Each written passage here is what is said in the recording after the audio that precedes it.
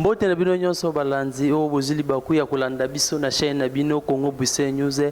Mukola lelo to yambeli bino kachero bino boyebi champion Tezax tozana na plateau donc bokoyoka e akoloba bokoyoka e akoloba ako répondre na mituna ya chaîne Congo Buse News l'émission na bino Kini Makambo émission bosepela toujours kolanda Kini Makambo et kangam na ndo présentant eza représenter ka pa ya Mardoché na pesi mbote na ngana président Blaise Bobo na pesi mbote na mama Béatrice Lao mbote na mama Magui Magigistor la donna mama na Chassene Mbiye ba mbote na bino tokotsa invité na biso na plateau bomona e mbote champion Texas.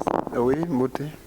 Et l'autre émission na émission na biso Kini Makambo bana Congo Buse News basenga kitembe la bango champion Texas o baby azali katia omne na bunda beta bazana posa ba e ba moi parcours na ya catch. Oui, merci beaucoup. Tu vas bien na Kinshasa dans un courant catch mi balé ngana za leader à catch classique sans fétiche ne mal un esprit saint dans un corps sain. Et puis catch moko magico fétichiste l'idée nango eza vie dingo moto nangenge voilà mais ngata na yaki na catch na linga na révolutionner catch na français j'ai voulu changer de choses, j'ai révolutionné les catch, j'ai humanisé les catch, j'ai rendu les catch éducatifs parce que catch na ngata ba koko ba parents ba koya na ba na ba otala on peut côté kuna ba prise ndé et voilà quoi donc c'est vrai que na sala dans le bosso karaté pas maître John Massiste et puis dans la CC karaté na la self défense to jijichu pour lelo naza instructeur de la police puis instructeur militaire na pesa ba policier na ba militaire ba technique de combat sans armes et pas mettre dans la self défense et pas mettre mabongo c'est mettre banco na la lutte gréco-romaine et puis libre olympique pas entraîneur ndonda di pour manoir pe na la catch et voilà mais en 1980 na créé un propre club dans ngai catch club interafricain pour la promotion, pour la vulgariser, pour implanter catch classique sans fétiche, dans un corps sain. Et puis 10 ans après, donc en 90, en 1990, on a une connotation philanthropique, socio-humanitaire, donc on a une prison en faveur des prisonniers, on a même eu catch, on a eu pas matin, on a même eu un sac à l'eau, sac à sucre, 1000 pains. Na tambola na camp militaire nyonso bona ko sunga ba blessé pe ba amputé de guerre na bundi na sali combat au félé et puis na kaboli bango pe biloko même après l'aéroport aussi de Sikotra et puis ouais ba bakima ki guerre na Équateur et fournaise à la na même 50 litres de pétrole na même 100 1000 même pas donc 1000 pains sac à l'eau sac à sucre donc voilà mais pour un catch nous avons continué. Le premier catcheur à RDC a la ceinture, c'est Mouimba Texas. Et puis en plus de cela, catcheur a même un trophée Belé na Mboka. Et ça, tu Mouimba catcheur a tamola be mingi kolega ba catcheur mingi à RDC a chunga pona tamola Afrique mobimba. Nasala ba Congo, ba Zambie, ba Tanzanie, ba Zimbabwe, ba Cameroun et tout partout. Et ba Kenya récemment a on est na uti Luanda pona ko relancer catch na bango ba beng sai ba catcheur ba utaki poto. France et Belgique en cas de entraîneur Shaoula Zalagi en Afrique na zaika ngamoko 25 combats Zalagi jour à Souka mais 2 combats va se belay na un niveau technique très élevé za combat Shaoula Bunaina Shaoula Luanda pe ngai Mouimba Texas na Bundaki na Padra Padra Pedro donc à mon avis makamona ibno mo bigena na 280 sortes à tomber puis 130 sortes à abandon. Donc, il faut que nous un peu Texas, belé boy. Ouais, donc, esprit à créativité vraiment exali. On a vu que nous avons commencé à Kinshasa, na RDC, en Afrique, même dans Mikilia Poto. Dernièrement, je crois qu'on a mis Bruxelles, tu as un combat ensemble, un entraîneur Shaolé, Bakabo, Bazalagi Pewana. Donc, c'est pour vous dire que na Bundaki na catcher belge, Adonis premier. Maintenant, on a boni tellement mon agima kamona sous qu'on a vu micro mais désormais pas tel beaucoup ben avec sur Adonis premier pour avoir tomber suffisait faut ben avec Adonis 20e ou 23e donc le champion des axes donc au gagné qui au bêta qui est mais bien sûr Bibili les ali quoi Bibili les ali sur prochainement ko zwango et vous allez bien tant on a loba pas madame Bibili les landaka toujours mais comment on a loi nani na auto totalisé donc 658e combat nangai 654 victoires et 4 nuls donc jusqu'à là catcher moko atikala ko chama peka Mouimba Texas na c'est Azate donc vraiment je suis le phénomène du catch congolais quoi voilà champion Texas badwazo landa biso na Kini Makambo bazana posa ya koeba président Blaise Bobo na mama Magui Magigistor la donna champion Texas sur le bureau bundara 4 ya kiste donc atoyebi na Congo a catch na biso za ka kisi na kisi Oui, mais ngana se bela pe ko bundana ba féticheur mais pona ko laksa batu ata na bundu ba kachene ba kabo na bundana bango ba kangala machine de guerre ba litanda Jaguar ba unuso baza ba kachera kisi soke na Lubumbashi otuna kachera ba benga ka mwarabu l'homme mystique. Kachero a beta ezaka muimba tegeza beta ba kachino sakini soko ke na mbujimai que son âme repose en paix champion wana apostolo akaba ba udi kokufa mais kachero a beta ezaka muimba Texas. Donc c'est pour vous dire que kolakisa na batu ke catch et ça qui s'est mais ce qui compte c'est la technique, la force et puis l'intelligence. Pour ba qui si wana ezwaka te za ndenga na botama lo wana ndima na biloko wana te moye pesa na be fait pas na nga ezate. Donc voilà quoi. Champion Texas toloba ozana kisité. Nazana kisité kisi na nga mutu c'est les entraînements et puis nzambe na nga. Voilà quoi. Champion Texas alobi asambelaka champion batu bazolanda biso bazana poso oyeba osambela na église ni. Nasambelaka na église chrétienne évangélique au Congo na jardin botanique et pas pasteur Kosma Wilungula. Soki lelo nenge na botama pona kosunga na mesana kosunga parce que n'est pas donné à tout le monde. Makam sunga na sala ka kutu ba patuna nzame mususu ba sala ka ngode parce que on peut reconnaître celui qui prie par ses actes.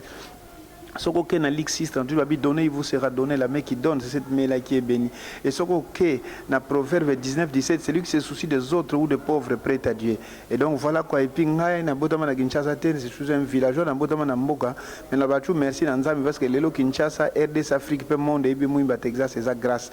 Yango, toujours, balobakana, 1 Pierre 5-5, Dieu résiste aux champion Texas, tu as verset biblique et zobima. Ah, mais bien sûr, donc dans 1 Pierre 5-5, Dieu résiste aux orgueilleux, mais il fait grâce aux humbles. Donc voilà quoi. Et puis, toujours dans Proverbe 15-33, que l'humilité précède la gloire. Donc voilà pourquoi on a toujours que l'unique kachero a soit médaille à présidence des Zangaï, donc un chevalier des ordres nationaux.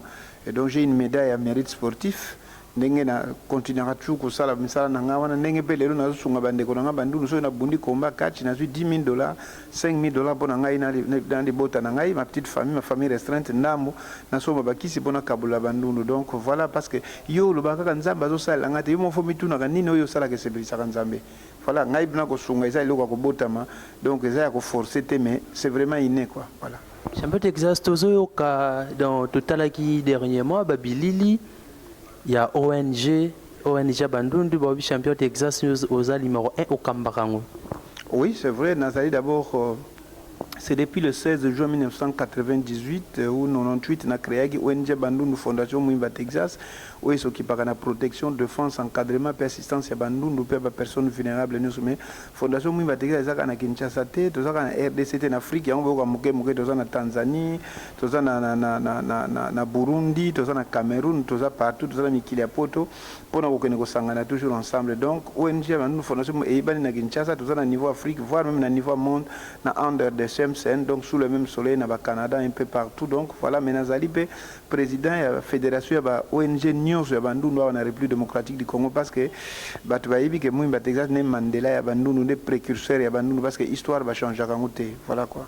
Je peux te dire que tu es pasteur mort, puis Kinaza, pasteur mort élevé.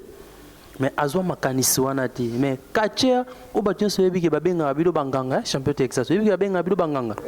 Oui, en général batuba meka ko généraliser te montra mudaza na éducation na ye mudamuda na ligne de conduite parce que même ba ministre chaque ministre a peine à niveau na ye mais c'est vrai tellement ba kacher ba féticheur ba légué belé ba tout en sont des catcheurs, ce sont des féticheurs, de voyous, de brigands, de délinquants, des gens qui ont raté la vie et pourtant pour Mouimba Texas cette façon de voir des choses est discutable. Moi je suis un peu instruit et puis en plus de cela je fais un catch propre classique et puis éducatif. Tant on va na boom d'ailleurs pour l'élargissement complexe scolaire Saint-Jean-Baptiste na Louye na Bunda Combat. Bon, on a besoin de 30 sacs à ciment pour l'élargissement complexe scolaire Saint-Jean-Baptiste. Alors, même, je suis du Congo central, na Kasangulu, Ti, Matadi, pour l'hôpital à Massa, na Kasangulu, même petit au Weraso, na encadré na Kasangulu, va bénéficier de l'apport à Mouimba Texas, na prison à Madimba, prison à Kasangulu. Champion Texas, mais voilà, depuis ce faisant pour ce que pasteur Oyo, Aza reconnu et pas en dundu, mais Azono nous, n'habite soit en Makaniswana, mais tout le monde est au bas, Moutobenga, Kacher.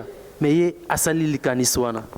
Non mais d'abord musalanga nazo sala eza ya nzambe pona créer ONG Bandundu belé ba botamaka fa Mouimba Texas mais ndundu mo watika la kanza ko sangisa Bandundu azala kite nzamba yebi que je suis généreux, j'aime tout aider, j'aime tout partager. Donc c'est une vocation, c'est un apostolat. Donc voilà quoi, mais c'est vrai na yebi que pasteur wana ndundu pasteur walo lelo azo bongo la kutu mitema ya bato mosusu pe c'est vrai mais nana azuli kanisa kosunga bandeko ne bandundu te na yebika zo continuer ko prêcher bonne nouvelle du royaume et donc comme moi dégager tam so kanisa bandeko ne bandundu mais c'est vrai que ça déjà na kombo pe nzambe atomboli to ko boyango te boyoki nde champion moko auti koloba champion bato bazolanda biso bangi bayeba déjà so bundana edingwe non catcheur moko kako edingwe abangaka na mboko eza mwimba Texas bato nyonso bayebi yango champion Texas edingwe abangaka yo lobi au travers na kisite obundaka na kisite mais ya edi o biso nyonso toyebi bato nyonso bakendaka pa ya edi aobanga yo mais ya edi toyoka abangaka motu moko alobango oui, on a vu que tout le monde a dit que banga que ça mwimba Texas. Mon vie dit le gola mulai abanga ka batombe sophistiqué wana. Nokite soki na zuye sika zui tombe wana. Mutu ego tika na ville makoleke na matete le gola vana na matete. Donc voilà, c'est connu de tout le monde combat du siècle. Donc c'est la yangwana que leader a catch kisi edingo motorange ba kuta na leader a catch classique nundu wana mwimba Texas. Mais tant on se fait 100 mètres kana comprendre ya linga tena récupérer manda mo succès wana atikala na ba tout va bien quoi. Donc voilà quand moi je parle, je n'ai pas foi aux yeux et je ne mange pas les mots quoi voilà. Parce que ya edi yorobio bundaka na kisi te. Est-ce que ndenge nini obeta moto aza na kisi? Non mais na ebisio edingo kaka te muta bundana na kisi na ebisio ko yo oza kinois oza congolais kanga la machine de guerre.